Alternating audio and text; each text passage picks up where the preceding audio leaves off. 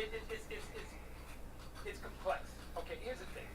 We got to understand who we are and where we are, right? We got to understand that this is the United States and we are black folks. And because we are black folks in the United States, we are not just treated differently, we're taken differently. So everything we do takes on a meaning, right? From the joke to the slap to everything Jada was doing up to that point and all of that. So there's twofold. I didn't like what happened because I know how America is interpreting it and how they're going to use it. And it will be used against the rest of us.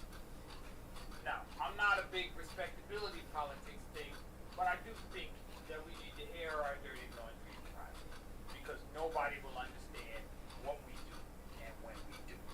That's first. Second, I think Chris Rock had a responsibility. I think we all have a responsibility to not do certain things in public. You know, he's a seasoned professional and he's very creative, you know, and if you're going to insult somebody, you gotta have that skill. You gotta be Don Rickles. You know what I'm saying? If you ain't Don Rickles, you can't be insulting. I mean, Don Rickles is so good when he insults you, you gotta give him a pound. You know what I'm saying? Like Chris's delivery lended itself to that incident because he has a very rough delivery with his jokes. You know what I'm saying? And I don't know the history between them two guys. I don't know their history. I don't know whether he warned that guy, yo, man, chill. You know, I don't know that. So I'm not going to get into that. But I will say certain things that play out in the public harm us all, right? And I think, you know, although Will was wrong for hitting him, none of that would have happened if Chris would have just been more creative with his joke, you know, or not told it. Okay. Well, interestingly enough, someone wrote the joke for him, but that's another story that we can get into. So I'm going to jump to my left and go to DJ Rudd, the most interesting DJ in the world. Woo woo! And what's the perspective at this point in the news cycle and just in general of this event? I gotta ride with Brother Vince, man. There was no right or wrong, but it was a bad look. You know what I mean? It was a bad look because we just set ourselves up for it. But initially, when I first saw it, you know, the media that they just showed us Will smile like he appreciated the entertainment. But then when they panned to Jada and her expression said something different, like it really was bothering her. Then he reacted. That's what made it fugazi, as we say. You know what I mean? Like, if that was your initial reaction, it bothered you. If you felt that way, it should have bothered you initially. You should have never laughed. And, you know, that's what made him look weak from a male perspective. And then, you know, the hood is buzzing, man. Like, Chris, you from Brooklyn. How you let somebody walk up on you? Like, yeah. It's a Philly and a Brooklyn thing. They looking at Chris like, don't say you from Brooklyn no more, Chris. That's not a good look. It's not a good look from any angle, from however you want to look at it. But, you know, now that, just coming from a media perspective, because even at a radio station, we have a playlist, you know, a track sheet or whatever you want to call it. So now we finding out that, you know, Chris had to submit his material to what he was going to say on that platform that night, and nothing about G.I. Jane or Jada. She wasn't part of the script, so that wouldn't have never probably got approved from the Oscars if he would have put that on there originally. He was just freestyling at that point, and I think he just was doing what comedians do. Sometimes they just pick on people in the front row, and, you know, hey, if I was in the front row today, he'd be like, hey, fat boy with the white shirt. You know, it would just, I would be the butt of a joke if I was sitting in the front row to some comedians. But, you know, like I said, I'm with you, Vince. It was a bad look because we know how it's going to be perceived, and we know the spin that's going to happen. And at the end of the day, it just looks like, it just looks bad for the whole culture in general. And I'll just leave it at that. Okay, Bay, you were the one who started said, hey, we have to at least mention this because obviously our show goes out to people and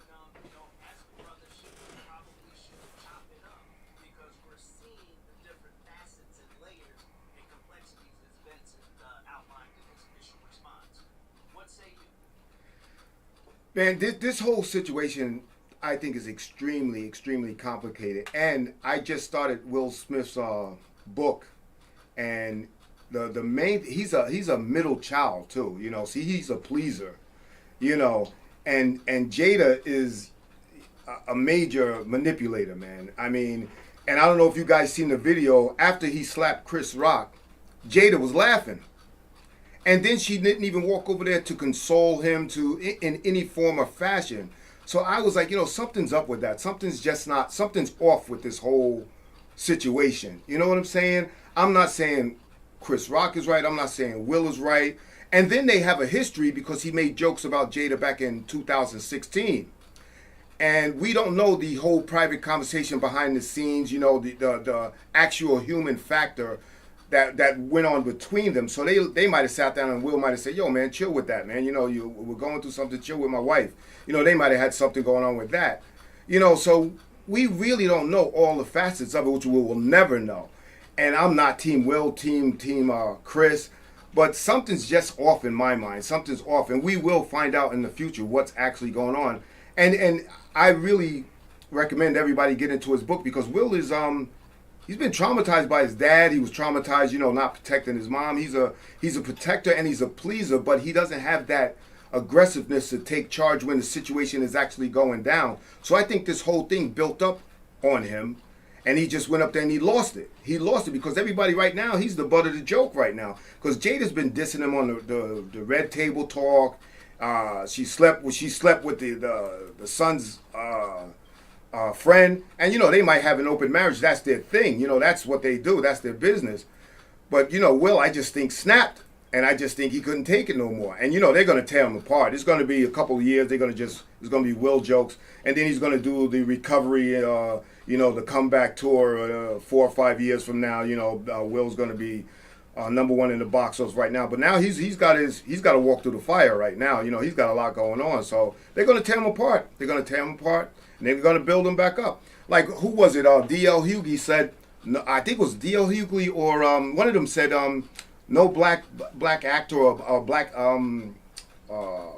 entertainer gets through this business unscathed, you know, without any black marks on him or anything like that, literally, or white marks on him, we'll put it that way. But, you know, that's my look at it. You know, I still am up in the air about the whole thing because the information's slowly coming out. And I tell you, I had my opinion changed when I seen Jada laughing about it, and I said something's not right there, you know. Go ahead. That's all I got. Well, interesting. Just to add on, I know, and I think DL may have said it, but I also know and heard Eddie Griffin make that. Eddie Griffin, you're right. It was Eddie Griffin. He had it from the perspective of some of the other actors, and he kind of had a really good story around different instances where really high-profile African-American people in the entertainment business at one point in time had a situation where they realized they were just, you know, the industry wanted them to be. So, point taken. All right. JP, tell me Yeah, something. man. Yeah, man. Well, you know, I think that at some point, Will may have had a conversation with Chris Rock prior to this. And I think because they were friends. They clearly were friends, you know. And things could have got worse in the joke department, you know, because I do know there's a lot of things that you submit that you're going to talk about. But when you're live, you always ad-lib some stuff, throw some stuff in that you didn't submit, you know, to the folks that's running the event. But with that being said, I would also like to add and say that for the most part, I thought it was scripted. Yeah. Because Chris put his hands behind his back, totally relaxed, and he kind of went with it. And although he was smacked, Will's hand was open, his fingers were separated. You know, that's an active slap, so that Chris didn't absorb that blow. Mm-hmm. You know, and if you saw when Will spun around and walked away, how many cats you know from Bed-Stuy gonna let somebody smack them and then turn their back and walk away? But they both smiled. Will was smiling when he walked away, and Chris was smiling, but I think he had to play a role. And I say that because the Rock family is big. Everybody in Bed-Stuy know who they are, and you know what? Chris and his brother made it. You know, it's about 10 of them, right? Yeah. Yeah. So Chris made it, and I know his mother because she lived in Georgetown, South Carolina. You know, and we used to have the club down in Myrtle Beach, so that's in the Myrtle Beach area. So you know, I know them personally as well. But I think it was scripted. And the other thing I think is, them folks at the Oscars knew something was going to go on. I think they was in on it too, because the Oscars went from having 160 million viewers down to 60 million viewers to last year they said there was only 15 million viewers. Yeah, exactly. You know what I mean? So what better way to make people reinvest in the Oscars and pay more attention so they can make more money from the advertisement and so on and so forth than have some controversy at Will Smith's expense? Because, you know, Chris could go in there talk about his wife being, you know, what do they call them women, people that addicted to sex? Nympho. A nympho. Right, she could have been a nymphomaniac. Chris could have went in on that and really blew them apart, you know? So he had to pull the plug on them, don't go too far, but I do think it's a conspiracy that they were all involved in. Yeah. You know, Will's going to resign, he's going to walk away, they're going to do a vote somewhere, he's going to do a movie, they're going to say he was so great in that movie, you got to put him in the rankings, you got to let him back in, you know, because that was Oscar-worthy performance. They're going to build him back up, they're going to let him back in, but the only sad part about this is Will Smith was the only African-American actor who all his roles were pretty much clean, not stereotypical, right? And everybody loved him. There was nothing negative to say about him, and I think this will come back to haunt him just a little bit. Maybe hurt his a little bit. I agree. Oh my goodness. Excellent perspective. Interesting perspective. I saw some of the comments and people were saying, you know, that does have a point. So I've got to defer this to the other guest that had a delay but came in from the airport and dialed. Reporting with brother Bruce Berry. Bruce, tell me what you Family. I think, can you hear me? Yes. Yes. Oh, Loud and clear. first off, I giggled because we talked about Myrtle Beach. I was just coming back from there. At least 7 degrees. I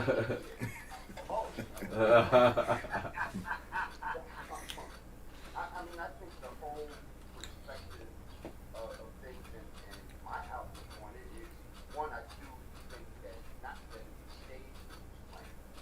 You know, look at Chris Rock going on tour and whatever, sales weren't selling out anything, tickets were going for $50. As soon as this went down, tickets were $500 and $600 and $700, sold out everywhere. So I think that it was a calculated thing, and you know what? It happens. I mean, you know, other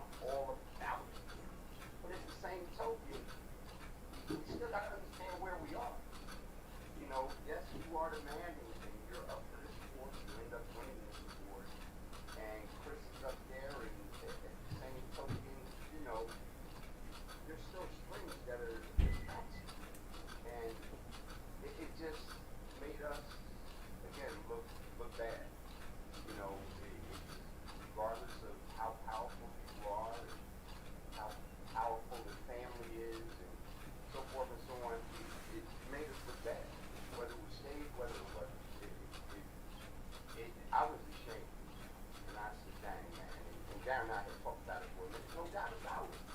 No doubt about it. But that was going to take place. Say what you want to say, stay and see. But I'd have caught that joke backstage.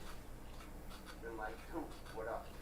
But in front of whether it's 60 million, 160 million, 15 million, it made it so bad. It made it so bad. Well, I'm gonna apologize if I kind of stop a little in my explanation or point of view, because what Terry said changed my whole perspective on it. Because I'll start with this: if this was staged, in fact it was staged, the question then becomes, or shifts in my mind, how low are we willing to sell ourselves to get either publicity, to cultivate an image, or to maximize sales or revenue? Because I gotta think one way or the other, coming from, I'll say, I've had a tough upbringing, we all have. So I get Will's testimony about what he saw. We all saw a lot of things as children. But when you become one of the biggest bankable movie stars in the world, you've done something that less than 1% of the people have done. And you never saw this guy eat a curse in records, or he had an image that, at least image-wise, was spotless. And all of a sudden we see He's the Fresh Prince. so I'm still on going, what's going on? But then I gotta look at the rock perspective. Now I come from a family of fighters, those of you that know me intimately. So, the rule of thumb is never let somebody invade your personal space. That's number one. So when he was walking up to him, what did he think was gonna happen? Even impromptu, you catch me on a good day, you'll see me do this and you put your hands on me somewhere. That's just how I am. My wife will tell you when I'm serious, roll up on me, what's going on with you? That might be post-traumatic shocks and being a boxer. I don't know, but that's just me. So here's the thing, it happens. If that was for real and it wasn't scripted, when you turned your back, that's when we would have had it on. Now, those are just different scenarios, but then I looked at the bigger picture, some of the insights of it. Another family, Will Packard, that was the first time an African American was able to produce the Oscars. 4 years ago, we were saying how Oscars were so white, right? That's when our boy Chris Rock was talking, out of turn about Jada then. But here we have a situation where those actions, staged or not, diminished Questlove's win for Best Documentary. And then it also made us, regardless, and in some living rooms in middle America, even the top bankable stars reduced the violence, that type of mindset. Not that it matters to me, but that's the optics. You follow me? And then what was interesting was that, everybody seemed to come to Will Smith's aid. What about Chris Rock? Because you saw, top A-listers going to him when he actually assaulted anyone. And I've never seen that happen even in the street. You smack somebody. Nobody's coming to the person that committed the crime. Will was the white guy in that instance. He was the white guy in that instance. You know how the white guy assaults somebody, but somehow they make the victim the problem. So Right. Well, D, we got to look at it this way, right? The issue is whether you think what Chris said was okay. Right? That's the issue. If you think the joke was okay, then Will was wrong. Right. If you think his joke wasn't okay, then he was wrong. And so people are on both sides. Hey, you know what? When you're in a public limelight like a Will Smith is and things like that, and you're talking with a comedian, You're gonna get it. guess what? Yeah. Wide open. Yeah, you're gonna get it. You're gonna get it no matter what. Yeah. I hear you. That's absolutely correct. When we talk about being To about Jada's thing, whether they listen to the Red Box thing or they didn't know. Guess what? Here is a person that looks like Demi Moore who shaved her hair in G.I. Jane. Here's G.I. Jane. Whether you're wide open. I mean, let's go back. Let's take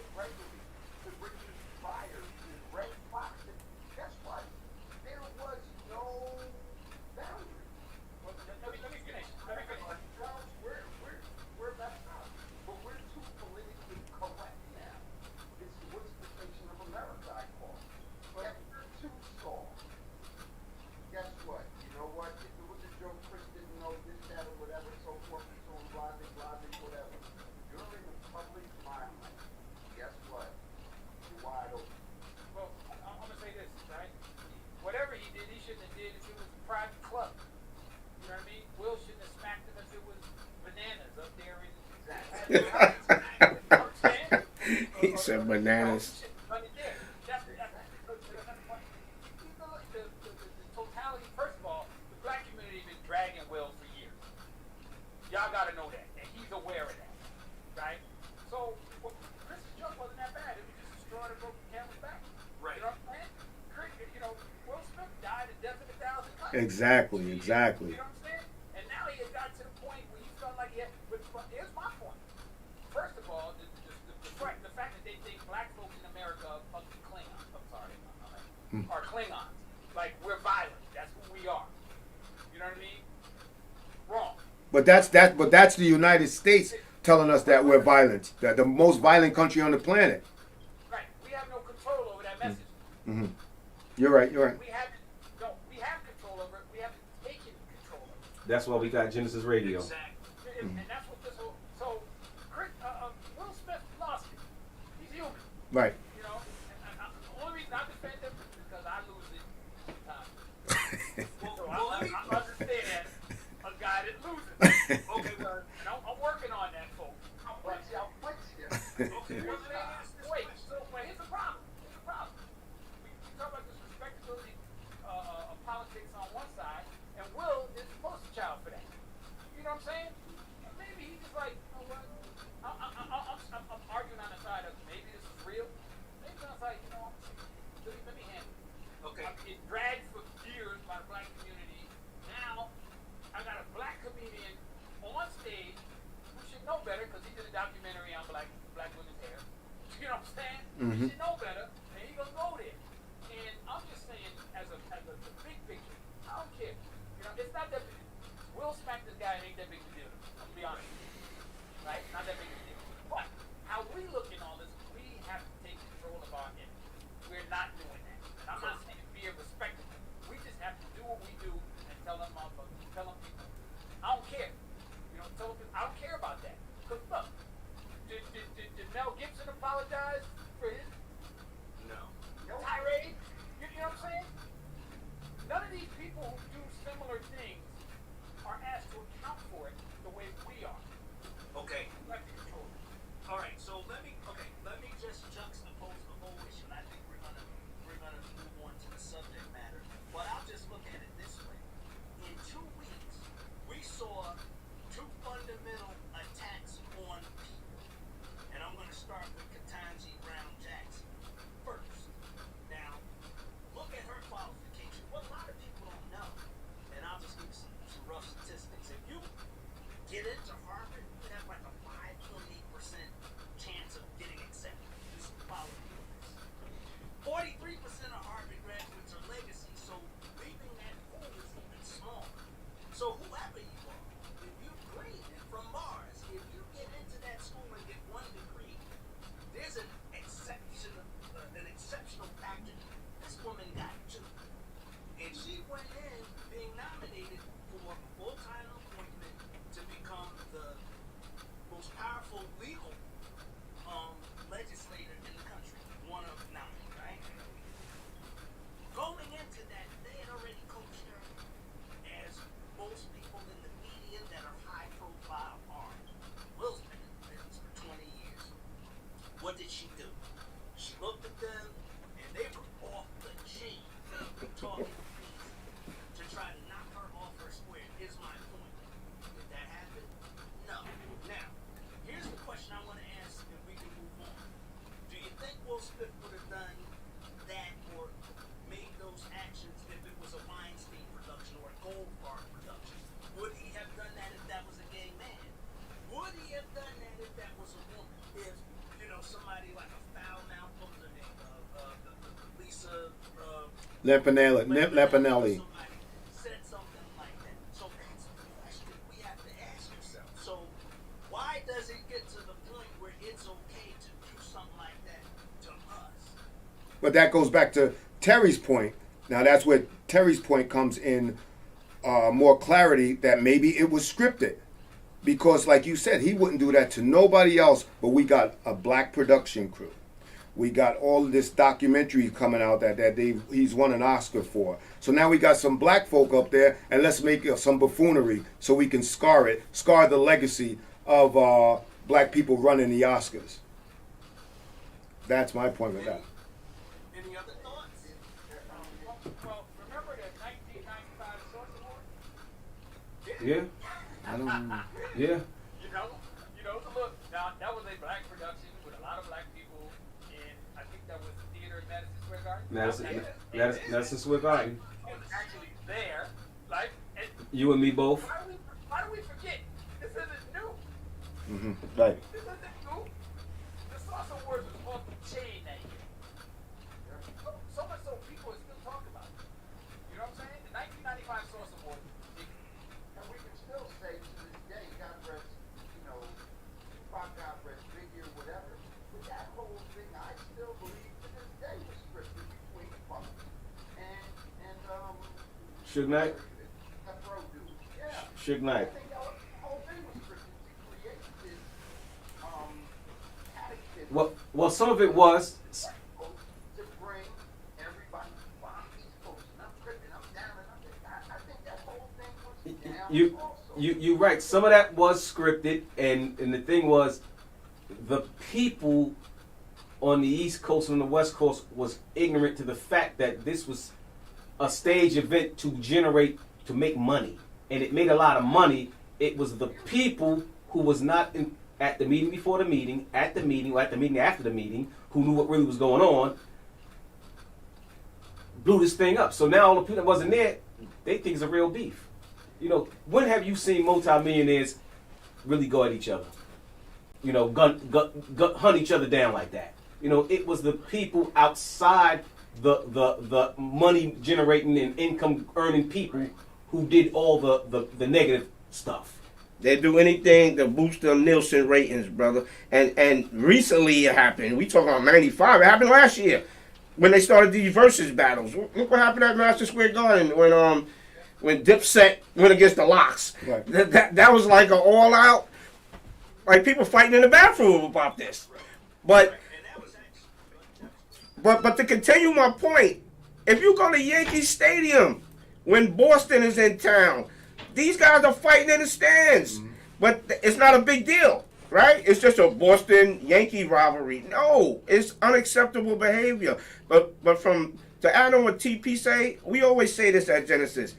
Money don't change a person. It just makes you more of who you already are. So if you was an asshole and now you're a millionaire, you just an asshole millionaire.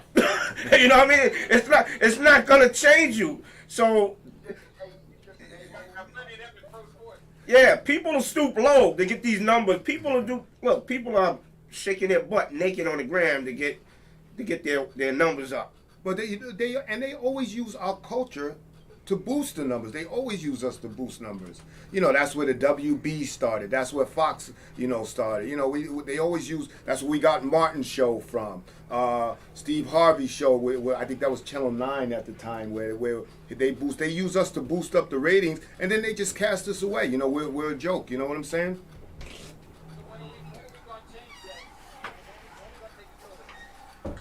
I like the solutions-oriented piece, which is how we try to tie every conversation with that. So let's open that up. What say you guys? How do we fix this? What's done is done. I mean, it's in the books. Will was not necessarily a tough guy. He portrayed him that night. There's fallout. We're talking about it from all sides of the equation. How do we control our narrative? BET was one option at one point, but obviously That's over. Yeah, that's over. We talked about this on the last 2 or 3 shows. I've been very obviously animated and adamant about this. Until we come together and stop this factor thing, it's never going to happen. Yeah, we have to have a code, some kind of code, some standard. You know? The most powerful people in this world, as far as African Americans is concerned, let's just take the music in two. If a Jay and a Puff and a Damon and a this and a that all came together, we could be one. But why? You got Rock Nation over here, you got this over here, you got that over there. If Tyler Perry and Oprah came together, would you think we do all of this together?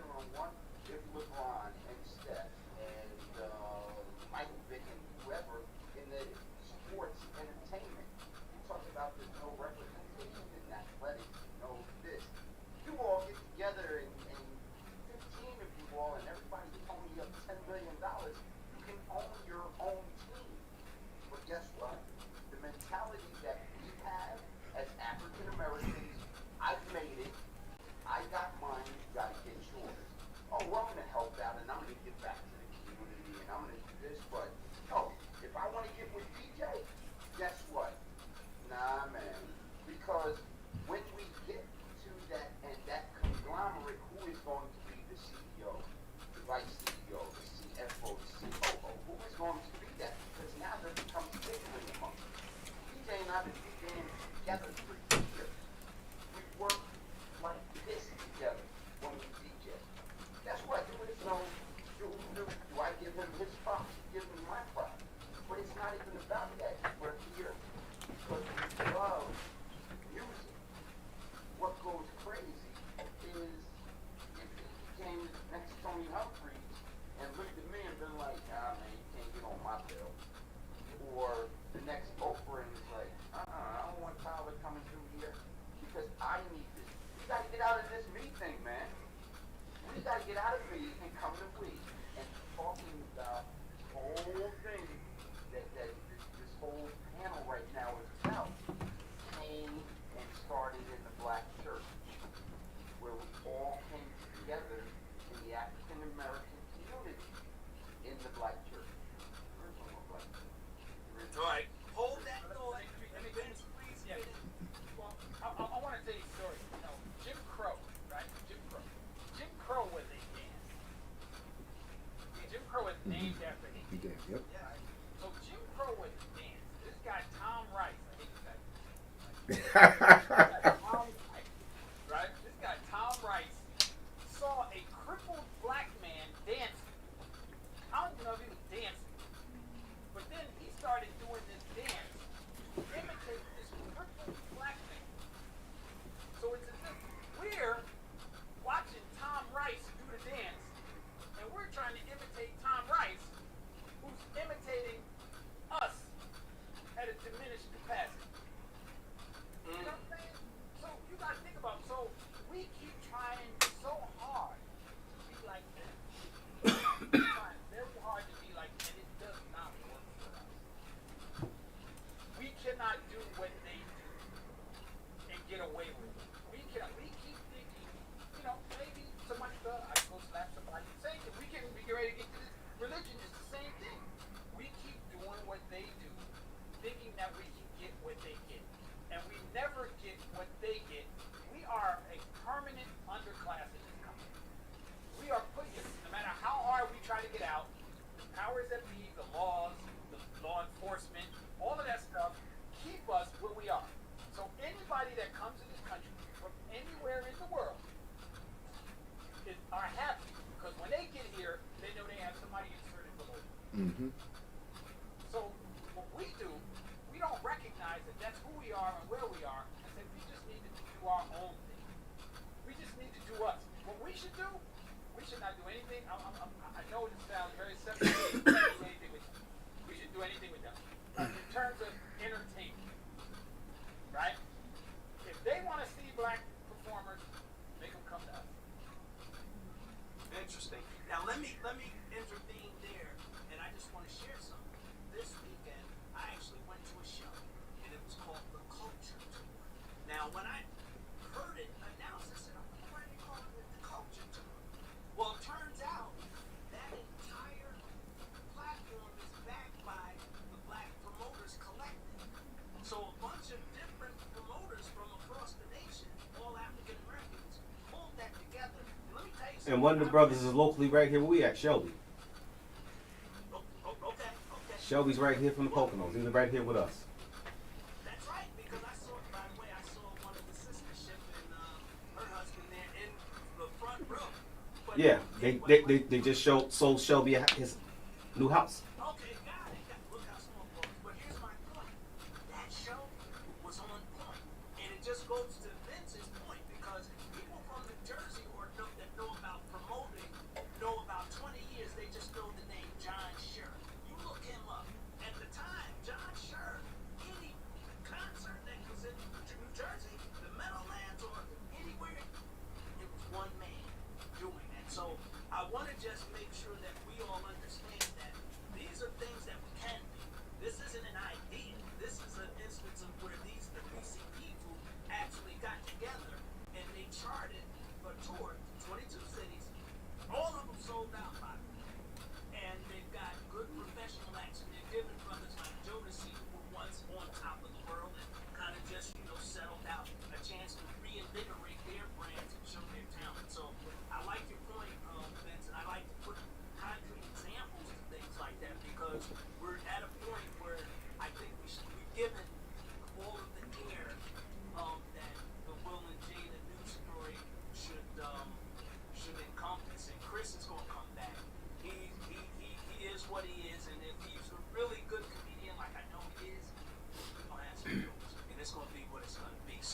let's make this abrupt shift and talk about the subject matter.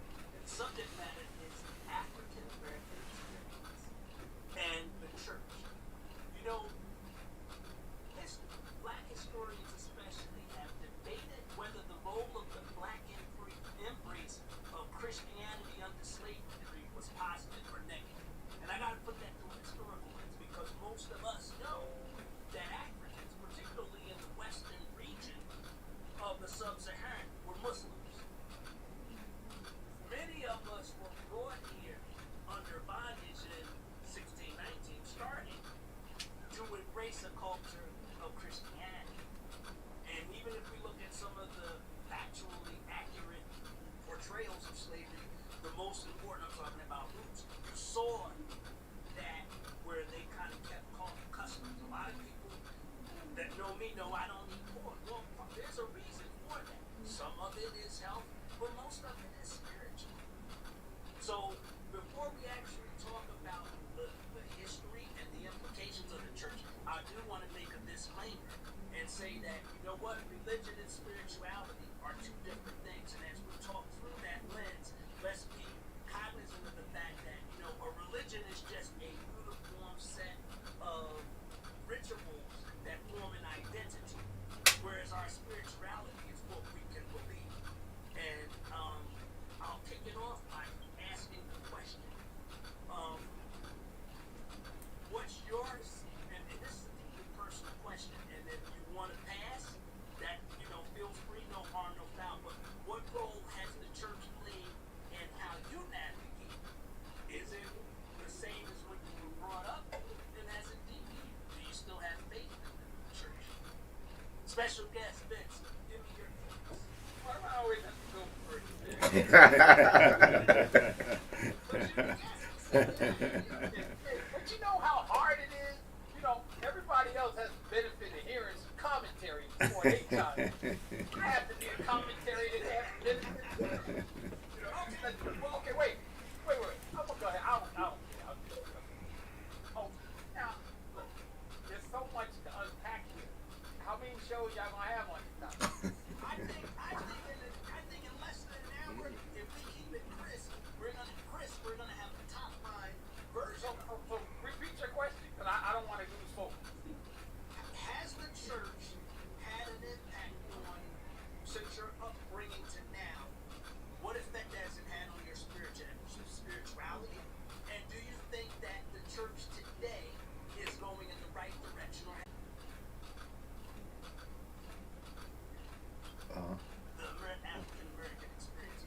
That's the better Oh, you question. mean the black church? Yes. I think I'm going back to my other comment. The original mission was to be like white people. Okay. That's the original mission. Because we doing that, you know, look, just read the Bible, man. They got names in the Bible. The Bible is a depiction of a region of the world that did not have a guy named Timothy. Okay, so let me You know what I'm saying? So I have problems with that. I have problems with the fact that the text that we use in religion and spirituality has been modified. You know what I'm saying? The Bible is a bunch of stories and parables, right? That come from differing places. It was assembled together as one book. All of those stories don't come from the same place. All of those stories, you know what I'm saying? So we got King James who empowered somebody to put this in writing. So I ain't buying I don't buy the interpretation that I'm getting, and I don't buy every story that's in the book. That's just who I am. You know, maybe because I'm a scientist, maybe, you know what I'm saying? But, you know, so was Einstein. He was very religious. You know what I'm saying?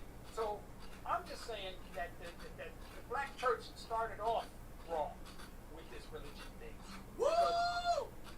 Because we had a religion. This was a religion that was given to us. I believe that. I'll come back later. Okay, no, I think that's a great baseline, and it also leads me to say the opinions expressed on this show are the ones from the guests and not necessarily Gynesis Radio. I think I'd have to say that. And Thank you. I'm saying that for a reason because you bring a point. I gotta go into the studio. Rud, Yep. did it possibly impact you? Do you still think it's relevant? Did we go wrong and where do we need to go? I think all black organizations are relevant, whether it's the church, whether it's the Masonic Temple, whatever it is. If it's a fraternity, I mean, whatever it is, sorority. I think all these organizations, I'm from the Divine Nine. This is all structured up differently from when I was brought up and when my parents were brought up. They have a different approach with the church, and now you see the focus is on the, I hate to throw the names out, but like the Joel Osteens, the Creflo Dollars, they showing us how they structured up like a business, and it just appears to be a money grab to a lot of people nowadays, and that's why a lot of people are not buying into it. But one thing that hasn't changed, in my opinion, in church, whoever could get the youth involved, that's who's going to win. And the struggle in every church is, how do we keep the youth interested? If you can't get the youth, and it's not just church, it's even the music industry. Most of the sales are from people from 18 to 25. If you win that category and you get that behind you, you're going to win every time. And I'm going to leave it at that. Well, I mean, I definitely am on point with you with that, and I think that's why the church has, per se, evolved more and grown more with praise dancing and this and that and so forth and so on. But what happened to the church shout, call, and response type of African American churches? Those are gone.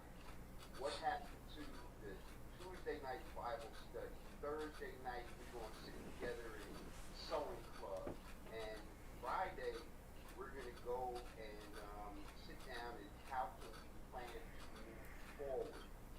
Those are gone because when you get people like these mega churches and their daughter, and he spent $300,000, and you know what I'm talking about down there in Texas, spent $300,000 on his daughter's 16th birthday, and it was on MTV. When you go into a church now, and they got an ATM machine, where you have to sit down and fill out a 1090 form to become a member, that's BS to me. We have lost our identity because, again, as I started earlier in saying, it's become a me generation. Hey, we knew in the black community, we knew on the corner of Clinton Ave and Hawthorne Ave, it's in Hawthorne Ave, it's going to be, he's going to be preaching on Sunday. But Saturday night, he might be down on Bergen Street. And we accepted that, but we still came together as a community. And it became, we need to put Johnny into college. Everybody give up $5. That's fine. You always had a foundation in the community, no matter who was in charge, or who was preaching, or who was pastoring, or who was the deacon, or who was the deaconess. We always had a community and a foundation. We don't have that anymore. Where you gonna go? Well, are any of these churches providing affordable housing? Are they feeding people? Because Reverend Knight and Daddy Grace, they fed Daddy Grace. Mm-hmm. Big Daddy Grace. Yeah, they fed people. And they were on the right path, and they were doing the right things for the community and making money on their own. Well, people forgot about the community and just making money on their own. Well, That's where the Kip, craziness comes I would like to jump in here and put my 2 cents in. For me, Go ahead. I'm a church boy. Grew up in church. I was in church probably just as much as I played sports. I was in church. Church was and my mother took me to church because she had choir rehearsal. So, and wasn't no babysitter, so I was at the choir rehearsal. Tuesday, Wednesday, the whole 9, church was church. All right. Church has changed for me. First and foremost, I used to be very involved in church right here in the Poconos. too much church hurt. Church has become a business. All right, it's a money grab, like Rudd said. But what I want to go back to say is, the black church was the center of the black community. Yes. From the moment we were freed from slavery. All right, the black church was the center. They did everything. They was the food bank. They was the employment agency. They was the daycare. Everything in the black community ran through the black church. Up until a point when America realized that they were creating two Americas. When they realized they were creating two Americas, and they were both functioning independently and prospering, the government had to step in to create one America. And the only thing they could do is come at us with something called the Civil Rights Movement. Mm-hmm.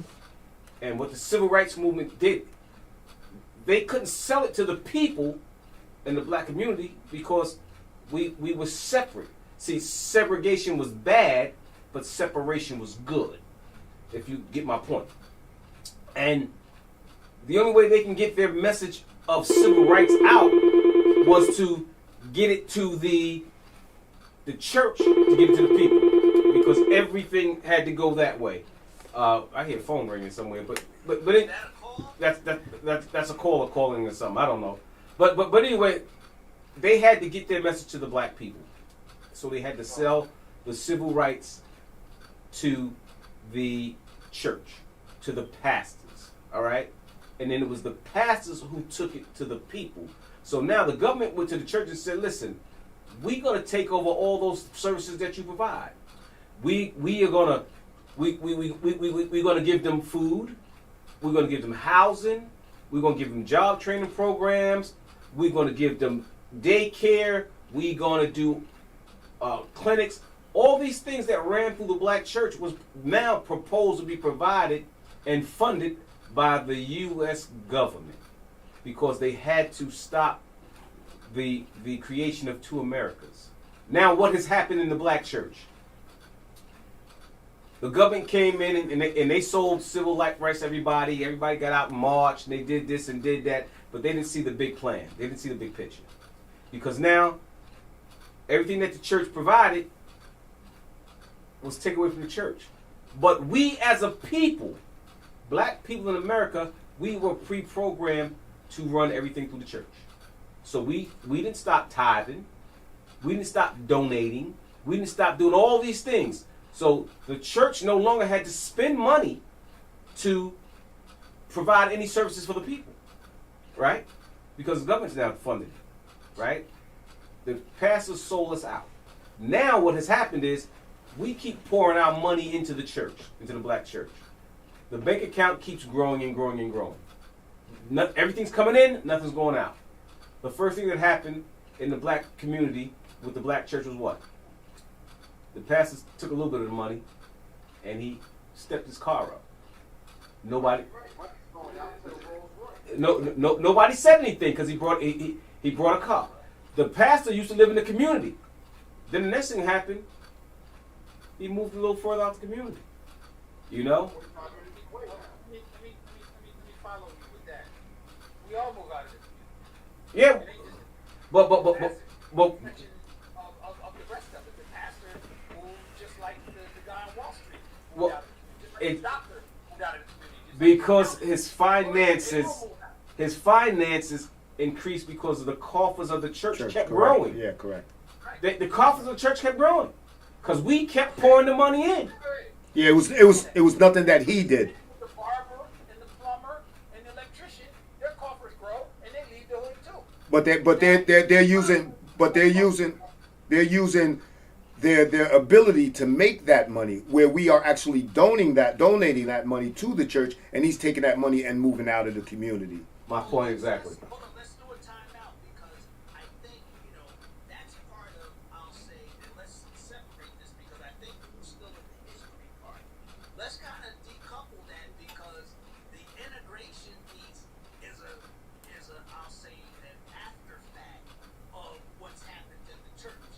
See, because I contend, and I just want to pull this back, before you could go across that railroad track,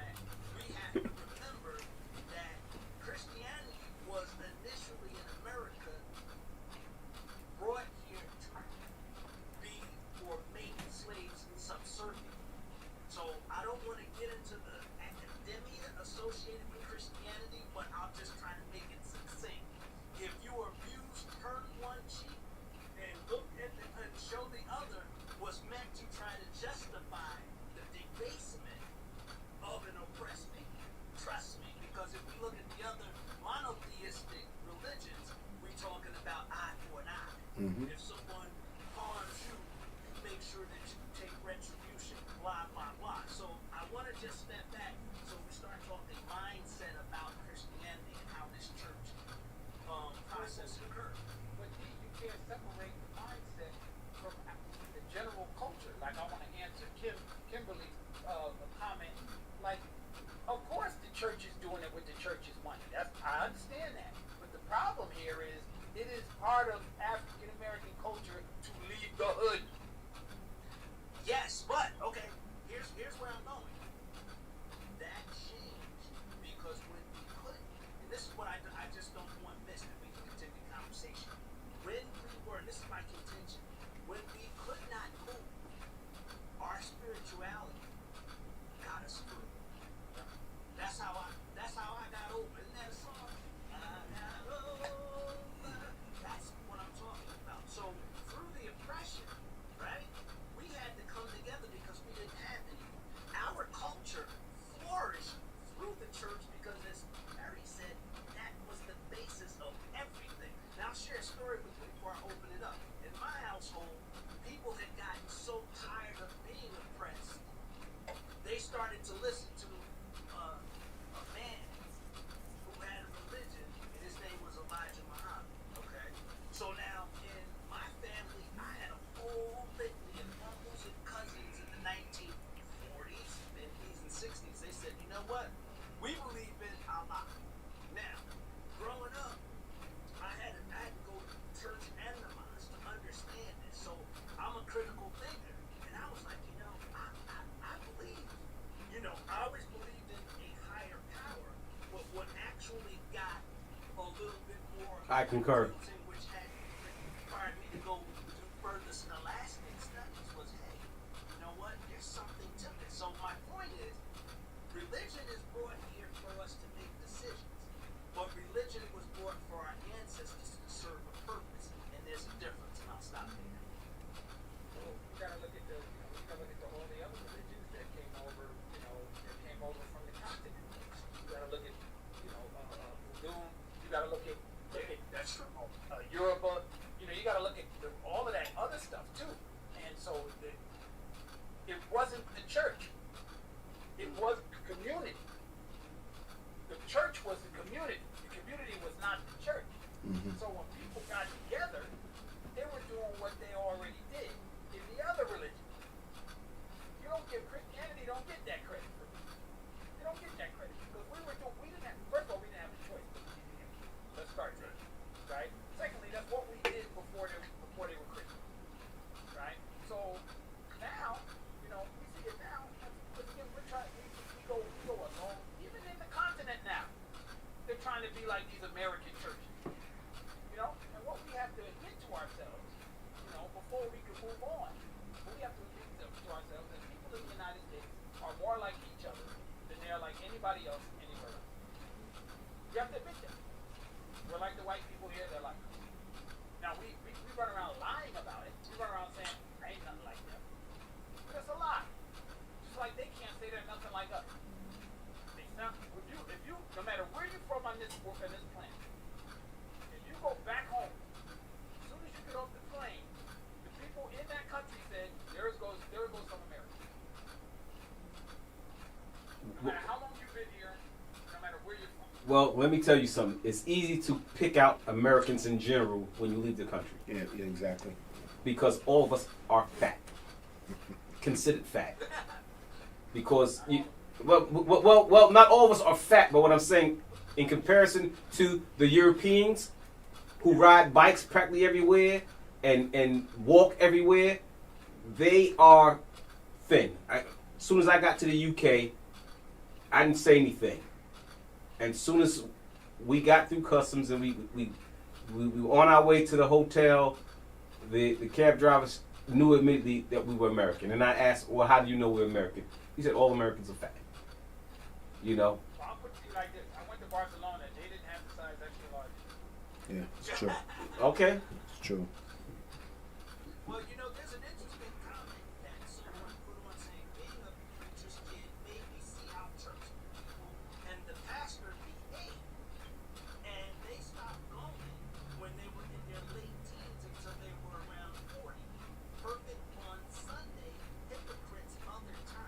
Wow, that's crazy, because I stopped going to church because the pastor insulted us because we were playing in the church youth band, music ministry.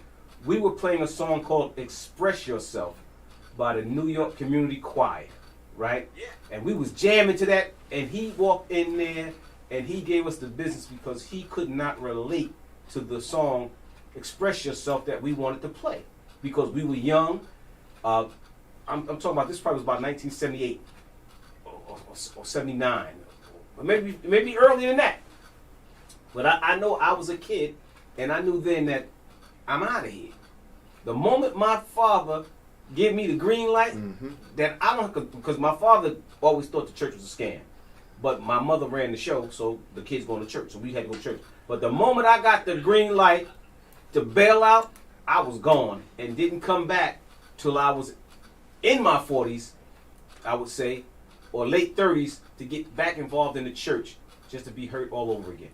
You know, Terry, and that's a true thing, because I left around the same time, about 78, 79, and I haven't been back since. I just don't feel nothing about the church. You know, I just don't have any really good experiences with the church, because I've always seen hypocrites, like you say, perfect on Sunday, but you see them during the week, and it's just chaos. And actually, the pastor at the church was sleeping with a couple of the women in the church, and I was 14, 15 years old, and I was like, that's it for me, I'm done. You know, and like you said, as soon as my mother gave me the green light that I didn't have to go no more, I was done. But isn't that what I alluded to earlier? That on the corner of Clinton Place and Lyons Avenue, there's a church. But down on Bergen Street, there's a bar. But the person who would talk to you on Sunday morning was the same joker down at the bar on Saturday night, shooting dice. But we accepted it. And even though he was a hypocrite and telling us not to do this and do that, guess what? He was still helping the community. He might have been tapping this and doing that for people and women in there with the deaconesses and whatever, but there was still the daycare. There was still helping the community. He was the handyman, and he preached to you with the roll of hell out of some dice too. And he would be the first one in there every morning, or the first one at the hospital, whether it's Bethesda, Martin, Martin Medical Center down, but he was the first one. So that's what I'm saying. This whole culture has lost that. That now, even though he is doing this and doing that, we don't believe in him anymore, because he has moved out the hood, but no problem. He's moved out, but he ain't coming back except on Tuesdays and Sundays. And he gonna make sure that bank account is right on Thursday, so he can go do this and he's playing and do whatever needs to be done, and travel the country, travel here and there, promoting his book and doing his little book funds to go back into the church. Oh, so our community, that's the original point that we're talking, our community has been lost because of the African American church is gone. We don't have that glue anymore. He would go out, he would shoot man because he knew all the knuckleheads. So he'd go out and be like, yo, man, come on into church on Sunday. Let me see you that Sunday. But let me get this, and he didn't shoot. He would be there in the community. We knew it. And he was the marriage counselor too. Oh yeah. I think that motto is fairly coming. Yeah. That motto is like, well, that motto expresses things, so we have to be like that. And that doesn't work. You understand what I'm saying? That does not work. We go to church. We follow the exact. First of all, this whole sitting all week and then go to church on Sunday. You guys realize that's the Catholic motto, right? I was going to say that. You guys realize that, don't you? Because at the end of the day, Once men, Man, you about to get us in trouble with Facebook, man. Which is the mom. it's the motto. basically what you're saying, and having gone through the prep school, that was one of those sacraments. You could sin all the way to the end,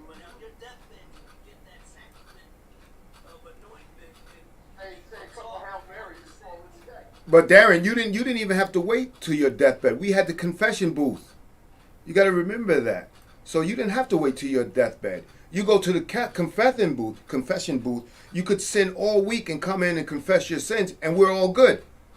And say a couple of Hail Marys. Yeah, and you're all good. Never heard of it. 42 negative confessions now. You know, so we have the 10 commandments. Hey, listen, it's DJ Rudd. This is not this not the opinion of the brothership, but the way this is starting to sound, just give up hope, everybody. I'm only joking, but we're not giving up hope. We're trying to figure it out. But I'm saying that's what the church is doing today.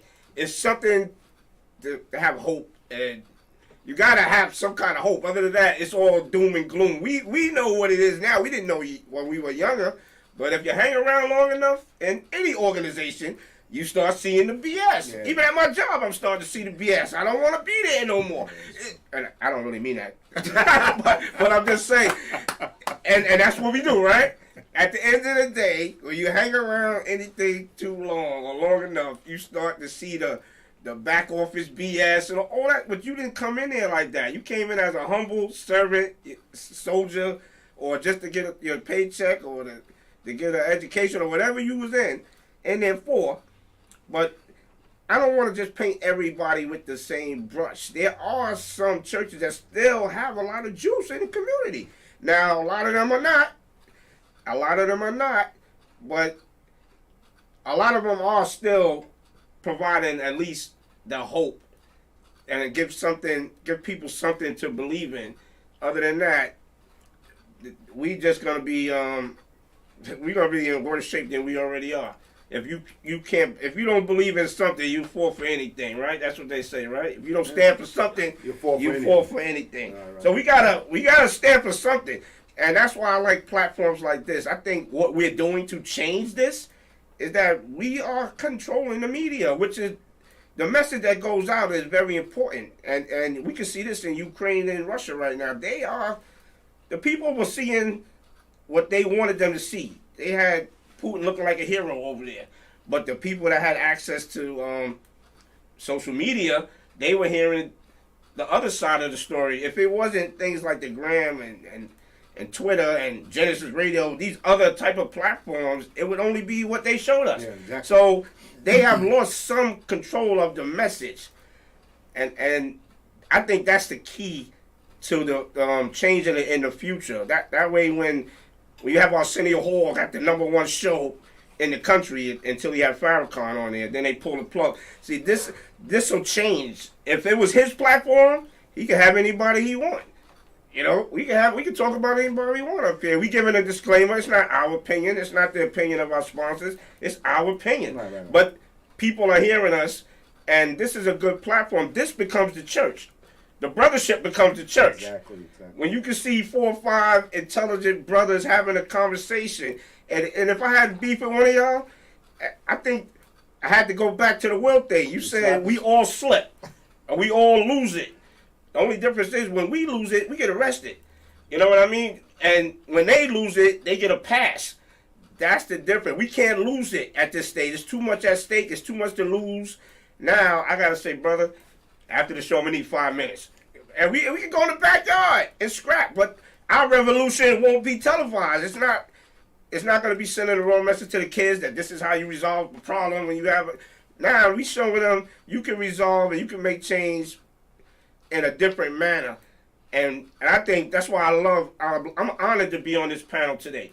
Because I think it's so important to have these kind of conversations. And like my man said, we don't have enough time to even address this. This got to be like a part 2, 3, 4. Yeah. 2 things that you can't never stop talking about is politics and religion, because there's so many different opinions and there's so many moving parts in these subjects that this will go on forever. Yeah.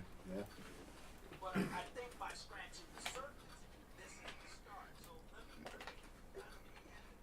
what I from all of us. We all was the center of the necessity. Agreed. I think at some point we're saying in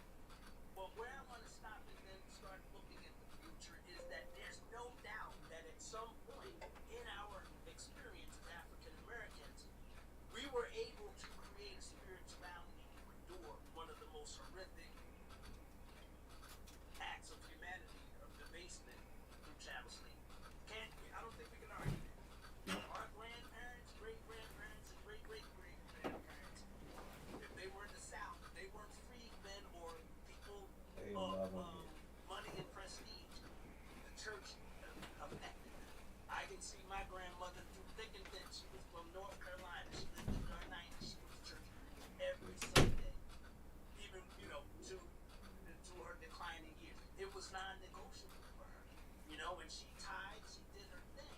But my point is, we are now in different areas. There's professionals on this, in this panel. We don't believe in that faith that got us over, based on what we're saying. So my question is, with this church, do we look at it from a distance? Do we practice spirituality versus religion? So I guess my question is, and I don't want to make it of a personal nature, so that's why I'm framing it as opinion. I mean, is there any way that you guys see yourselves going back into a house of worship, or will you follow a path of spirituality to have that connection with the highest power that you subscribe to? Well, Darren. Yeah, you let him go first. We made him go first the whole show. Yeah, but Darren, the whole our whole society, we have become individuals with this internet thing. We have separated, and even with the pandemic, we've separated even more. So I don't think there's ever going to be going back to church. You know what I'm saying? Because we're in a different society now. It's totally different, and we have much more information. And there's many other options out there besides just going to a church and communing there and getting together there. And I'm more spiritual. I'm way more spiritual. I think the church is just a bunch of rituals, but it's a whole different society than it was back then. We were more tight-knit back then. We needed each other. We had to be around each other. Not that we don't need that now, but it's a whole different setup now. Like right now, we can call somebody on the other side of the planet and talk to them. Easy, no problem. Back then in the 60s, 70s, you could do that, but it was a time thing and this and that. Now you could do it. I can instant message somebody on the other side of the planet. So we've separated in that aspect. So I think it would be I'm leaning more towards the spiritual side. Because I don't see getting together in a group anymore like that. You know what I'm saying? Well, Okay. I like the sense of community in the church. I like the fellowship. Right. I like getting together with like-minded people. Right. I like exchanging information. I think the church was better when it engulfed the fellowship, the community, because then our schools were better. You know what I'm saying? So I like that, but I also think, in terms of embracing this church, we are all, God is all of us. We are all a part of it. And until we understand that we are all separate pieces of a whole, we can't move forward.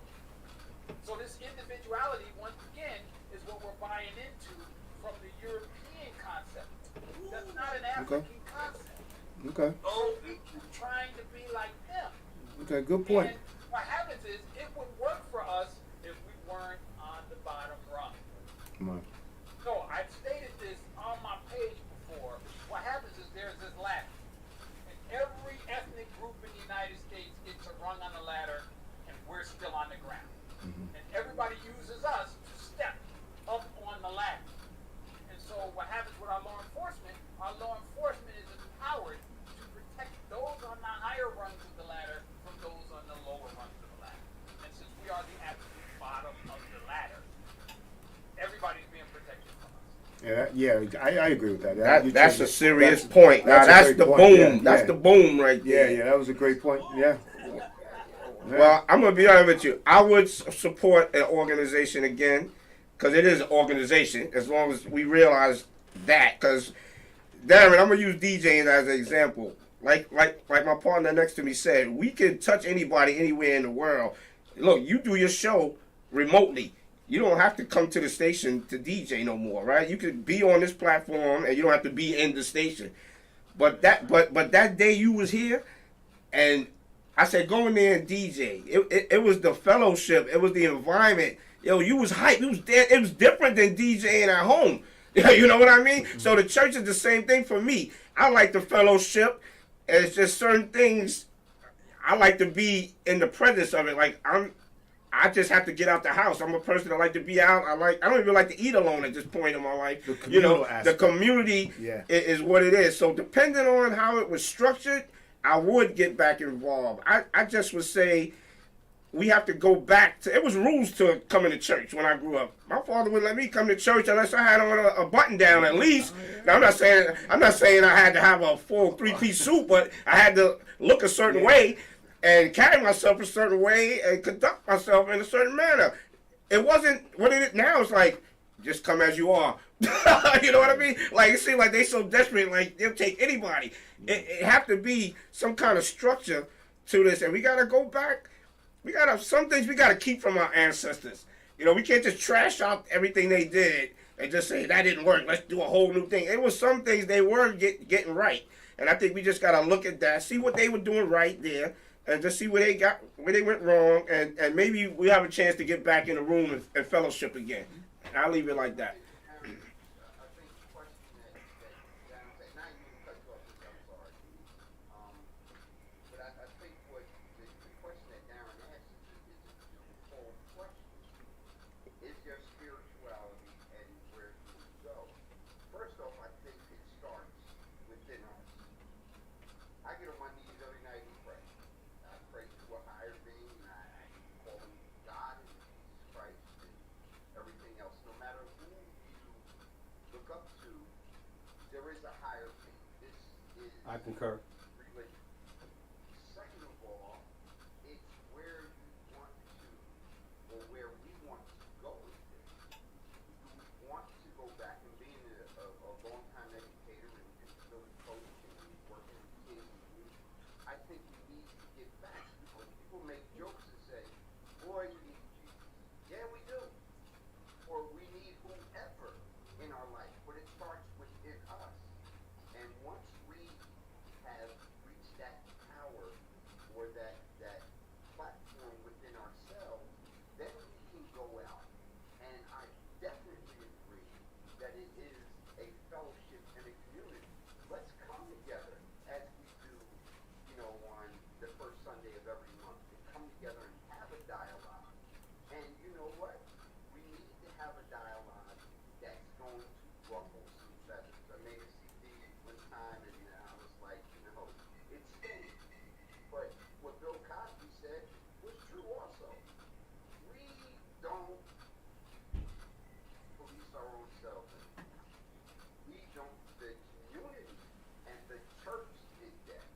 Whether you was drinking Boone's Farm on the corner, shooting dice on Saturday night, but on Sunday, you will get a little bit of goodness in you, and you may go bad on Thursday again.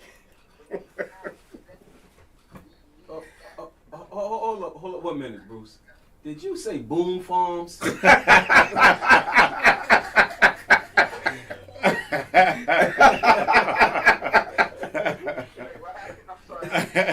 I said, did you say Boom Farms?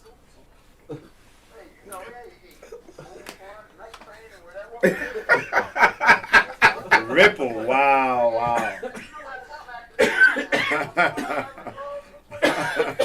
Wow. Brass monkey. Honestly, going back, we need this fellowship. Hey, Darren and I grew up down the street. We've known each other 45 years. Guess what? If I'm out of pocket, he'll be like, yo, man, nothing. Actually, bro, stop playing. And I would do that to him. And this is the fellowship that we need to get back in the community. This is where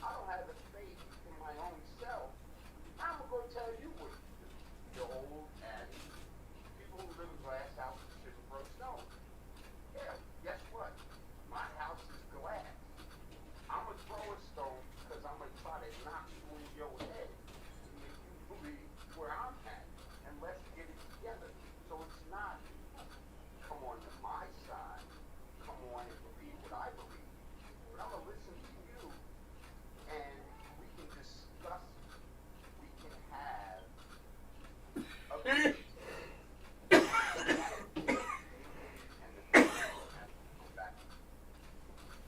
That, Guys, you know what? I'm gonna share some topical level. We can get ready to close the show out with going around the room. Here's the deal. I captured a few things from the conversation. Fellowship and spirituality were the two things that I want to speak to. Now, on a personal level, I don't go to church, but I do have a level of spirituality. Now, I'll share something as topical as I can. I am involved in fellowship because at one point in time, I needed to change the error of my ways. Let's just say, for lack of a better term, the devil was in me. I'll leave it. But my point is, what I had to do to get my head right was to believe in a higher power greater than myself. And I had to be able to tell the truth about who I am and what I'm up to. And when I started doing that and started being in a structured situation where everybody was going toward the same path, you know what I'm saying, in truth, and going to building that relationship with the higher power, my life fundamentally changed. I was able to think a little bit clearer. I was able to be more purposeful in what I was trying to do. And from a material perspective, things got real better real quick. So I say that to say that I'm not necessarily in the church. That has something to do with being in a particular space with the same positive energy going toward the same path. So that's separate from church. But we can make that church because if we believe in that higher power, we all come in that same room with the same common goal. We can get to the same space. I've seen it done. I'm doing it. You know, because I made a commitment for that to do. So when we start talking to churches, we close. I think, you know, a bunch of slaves got in a room and prayed to their higher power because they knew that the conditions that they were being put in were unjust and immoral and just didn't fit the narrative of what they were being taught. That makes sense. So for us, what we have to do, because we have the ability, the freedom, and hopefully the common sense to look and build or rebuild these institutions so we can move to the same space. So I'm going to go around the room and I'm going to give Vince the last word. Once again,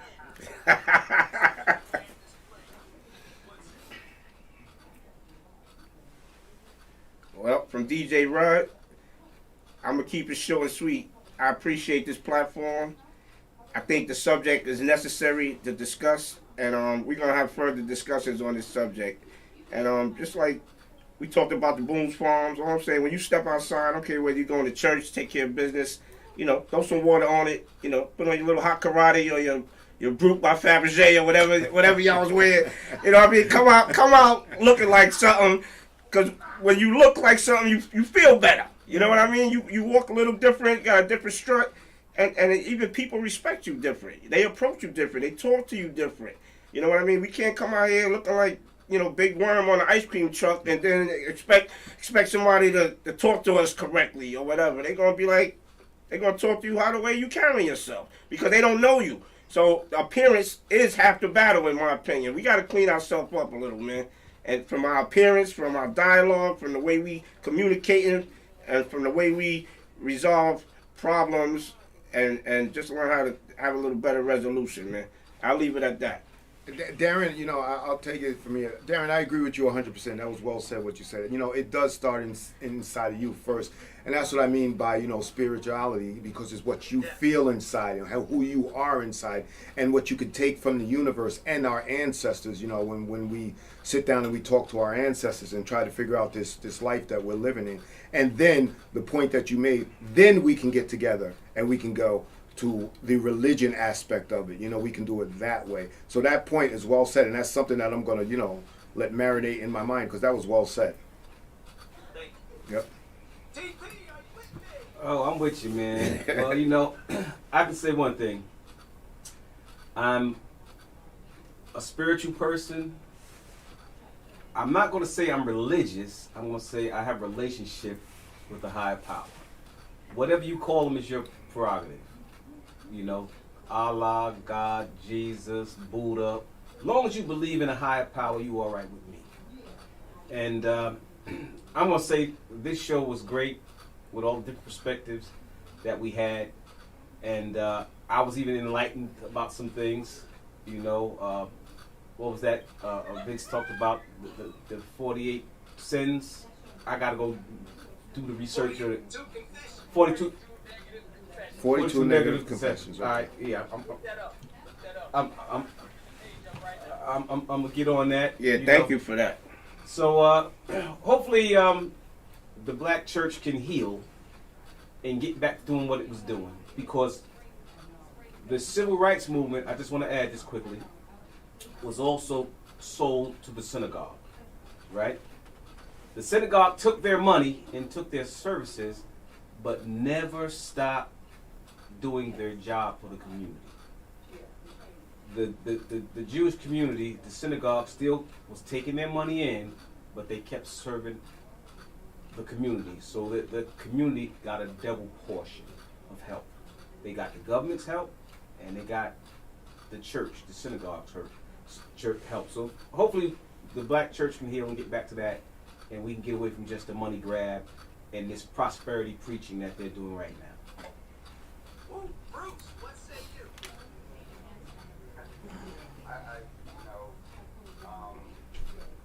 I definitely appreciate everyone's comments and commitment to this. And it's really not a lot to say, man. It's getting a little emotional because this is where we have to start. And it starts inside of us. And I feel it with everyone on this right now. It's inside of us. We've got to keep moving this forward. It's here for us. It's right here.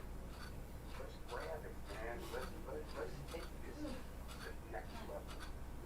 Let's move this forward. This brothership has been such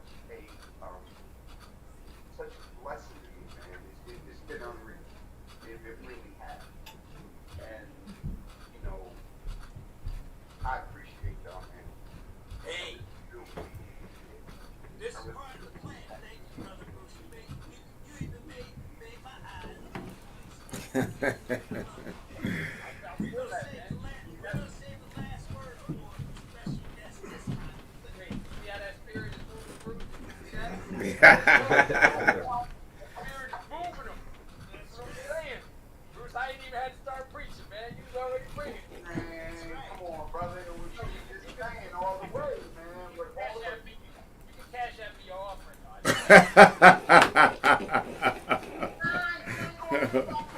this month for me.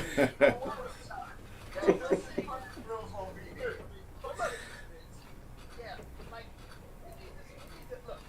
If you look at the Jewish faith, it's all about books, reading, and knowledge. Why are we not about that?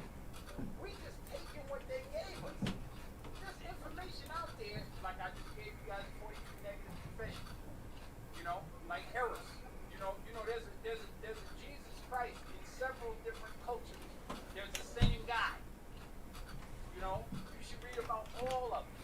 You should understand your spirit. You should understand your body. You should understand all of that. This is just a vessel for the spirit. We are spirits with bodies. We're not bodies with spirits. You know what I'm saying? We are all spirits. It's funny. Police made a song with spirits in the material world. Couldn't be more right. We are spirits in a material world, and we have to come to grips with that. We got to understand, the cosmos, how we fit into this whole thing, and we're fighting against our true nature, and that's why we're still where we are. I believe that we're paying for something, and until we get it right, we're gonna keep paying. We need to figure out what we need to be for ourselves, because we are uniquely situated in this culture as the bottom. So we need to figure out a way, since they come to us for everything, since they co-opt everything we do, we need to make them pay for it. We need to become about ourselves, right? We need to move to communities. We need to keep our professionals and our artisans and our craftsmen in our communities. Anybody wants something from us, they gotta come to us. I'm saying about the church. I'm saying about everything. They don't want what we got. They want what we got. We just don't believe it because we want what they got. So we chasing them, chasing us. We need to stop. Well, that requires sacrifice. That means we can't be as wealthy. You know, we can't be as this. We can't be. You know, we can't get all of. We can't get that bag. You know what I'm saying? When you go to get that bag, you won't by yourself. Go get the bag with a group. Right now, I'm just going to end with this point. Right? Cannabis is legal in New Jersey now. Unless we get together, we can't get in that game. And I'm not telling you to get in the cannabis game, but it's an example of all the games. You know what I'm saying? You got to pull together to get in that game. If that's what you want. Or any game. It could be a delicatessen. It could be a pharmacy. It could be anything. But if we don't, you know, the 99-cent stores, those people who run those 99-cent stores belong to a consortium. You cannot do it alone. You know, church, I don't care what you do. Pastor is not God. He's a man like the rest of us. He's a woman, she's a woman like the rest of us. You need to stop putting them up there. Let her understand that he's going to shoot the dice at the bar. He's going to have a shot every now and then. But pay attention to the message he's giving you. If the message ain't good, replace it with somebody who's going to give you the message that's going to make our community better. Whoa! Man, let me tell you something. This was a show that exceeded my expectations. I do bring in my friend. Vince on the show was going to add a dimension. We didn't talk about that, so just come on the show. Because I knew, as a professor, as a law student, as a technology guru, he was going to bring something without no rehearsal, doing it in one team. Rud, TV, as owners, just impromptu sitting down with us because you happened to be in the studio was great. May is up here physically. I'm about to come see you, my brother. Thank you. This was really good. Bruce, you got emotional. The person I least think would. But that means that the message was given out into the universe and received. So, brothers, thank you. This is what the concept of the brothership was because people are listening to it. It will be rebroadcast over the GenesisRadio.com station or to come on that as we promote it. But the bottom line is, With a Y. right? With a Y. We're actually live on Genesis right now. Exactly. That we're replaying. And it's on YouTube.